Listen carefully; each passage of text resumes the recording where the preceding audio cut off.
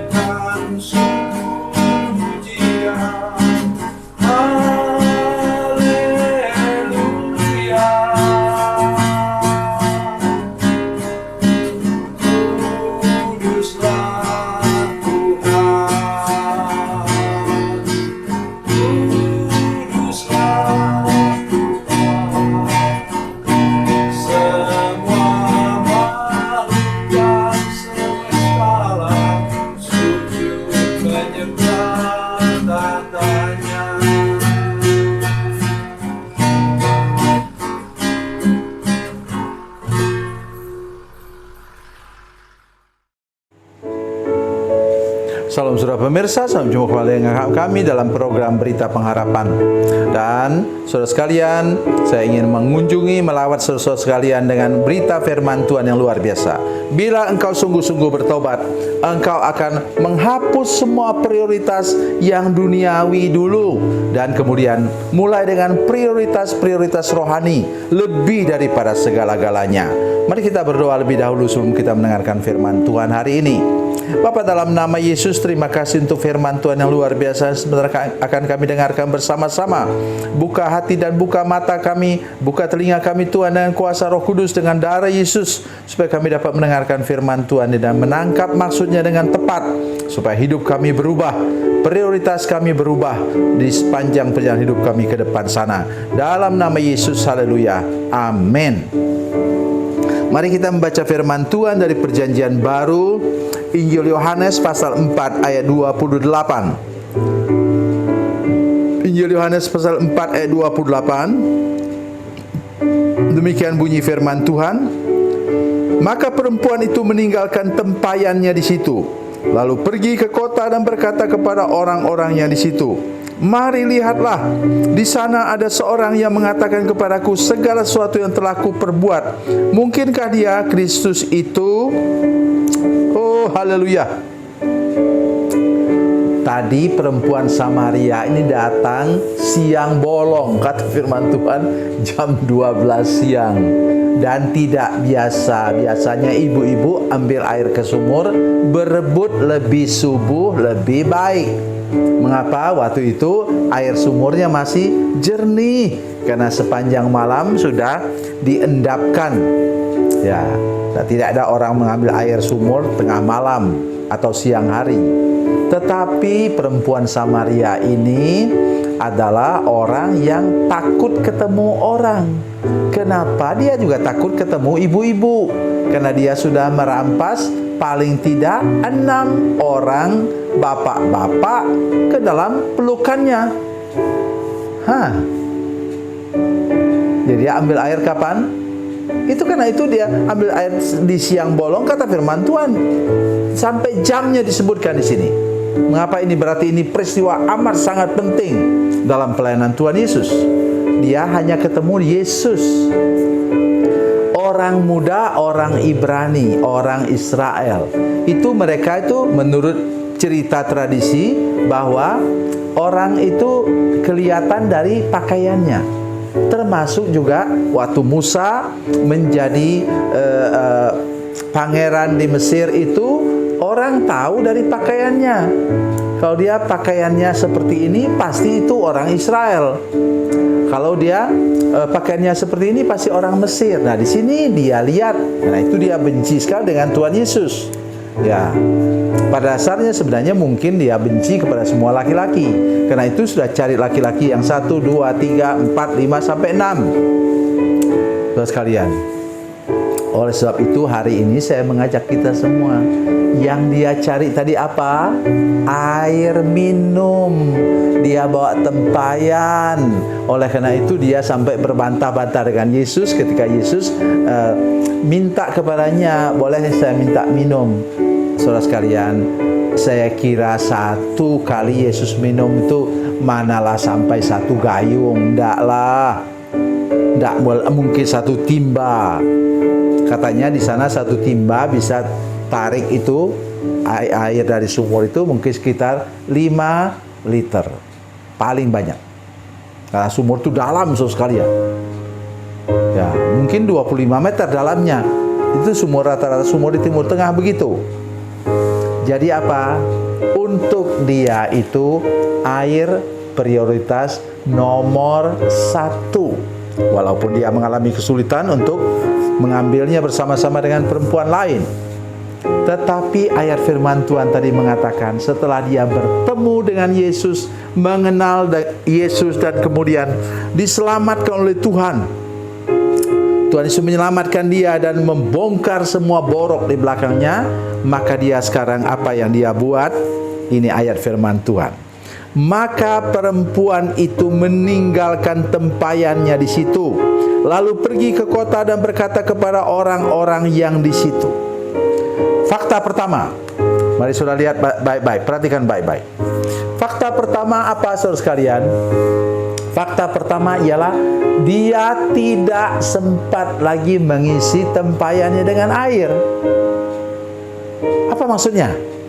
Itulah dia saudara sekalian, kalau engkau bertemu dengan Yesus, bahkan engkau tidak sempat untuk mencari segala sesuatu, berhenti mencari segala sesuatu yang duniawi. Air itu duniawi, iya dong. Air itu duniawi. Karena itu Yesus tawarkan kepadanya air surgawi, air hidup, yang dikatakan itu memancar dalam hidupnya sampai hidup yang kekal. Nanti silakan baca Yohanes pasal 7. Saudara pemirsa, inilah nomor satu yang kita harus ingat betul-betul. Bila masih terselip dalam pikiranmu, wahai para hamba Tuhan juga, bahwa engkau mau memanfaatkan pelayananmu untuk mencari uang, mencari keuntungan, mencari gelar pribadi, mencari kedudukan dan posisi yang tinggi. Itu sebabnya saya terus terang, ya, saya sangat anti dengan hamba-hamba Tuhan yang kemudian menjual dirinya, bahkan sampai buat apa saja, bahkan sampai ke dukun atau kemana, ke orang pintar dan lain-lain untuk apa? Mendapatkan posisi menjadi wakil rakyat misalnya. Saya bukan tidak mau kalau saudara memang panggilannya ke situ, saya mengerti, tetapi tujuan hidupmu sebenarnya apa? Engkau sekolah teologi salah jurusan. Nah, tolong dengar apa yang saya katakan. Saya sudah tua, saya punya kesempatan, 1001 macam kesempatan, saudara sekalian. Saya bukan bangga karena saya orang tua suka bangga-banggain, tidak. Tetapi saya ingin mengatakan pada saudara sekalian, semua itu saya tepis habis. Nah, saya tepis habis. Oleh karena apa? Saya tahu untuk apa saya dipanggil oleh Tuhan, menjadi hamba yang setiawan, menjadi hamba yang rendah hati. Apa yang saya mau cari lagi? Saya bersyukur punya istri, punya ibu selfie yang luar biasa, yang selalu ingatkan saya, kalau saya sudah mulai kelihatannya mulai cari sesuatu yang bukan daripada Tuhan, ia tegur saya dengan jelas. Dan dia juga yang mendoakan saya setiap hari jam 2:30 pagi sudah berdoa, mendoakan saya supaya saya jangan sampai keluar dari rel yang sudah Tuhan tentukan nanti sampai akhir hidup saya. Perempuan Samaria di sini apa? Yang kedua ialah dia buka aibnya sendiri, saudara sekalian. Itu yang terjadi. Engkau tidak malu menyaksikan seperti apa hidupmu dulu. Kalau engkau sudah bertobat, lihat itu apa ayat 29. Mari lihat, di sana ada seorang yang mengatakan kepadaku segala sesuatu yang telah kuperbuat. Mungkinkah dia Kristus itu? Apa? Kalau saya pakai bahasa saya, mari lihatlah, di sana ada seorang yang mengatakan kepadaku, yang membongkar semua borok di belakangku. Itu karena apa? Karena dia sudah bertobat. Engkau tidak pernah malu menyaksikan bahwa dulu engkau bobrok, sekarang engkau sudah dibersihkan dengan darah Yesus. Dulu engkau penjahat, sekarang saya sudah menyelamatkan orang-orang yang berbuat jahat. Itu namanya sudah bertobat, sudah lahir baru, sudah dilepaskan dari kutuk. Tuhan Yesus memberkati, Tuhan Yesus baik. Mari kita berdoa. Bapa, dalam nama Yesus, terima kasih untuk firman Tuhan yang luar biasa yang kami dengar hari ini. Kami mengucap syukur kepadamu Tuhan. Tolong kami untuk meninggalkan semua prioritas hidup kami yang duniawi, meninggalkannya dan kemudian memberi prioritas untuk Tuhan, untuk menjadi saksimu kemana-mana sesuai dengan firman Tuhan hari ini. Terima kasih Tuhan. Dalam nama Yesus, haleluya. Amin.